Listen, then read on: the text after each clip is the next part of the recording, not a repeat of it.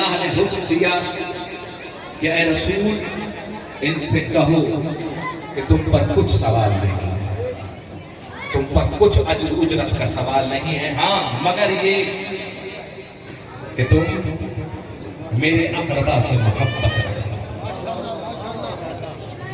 قرآن کی آیت پڑھنے کا شرف حاصل کیا، رسول قدم قدم پر بتاتے رہے کہ یہی وہ ہستیاں ہیں کہ جن کے بارے میں تجھ سے سوال کرتا ہوں۔ یہ فخر ہے ہمارا تشیع کا عالم اسلام کے اندر۔ میں یہ نہیں کہتا کہ کوئی نہیں کرتا، ہر کوئی اپنے طریقے سے کرتا ہے، لیکن جس طرح سے شیعہ کرتا ہے ویسے کوئی نہیں۔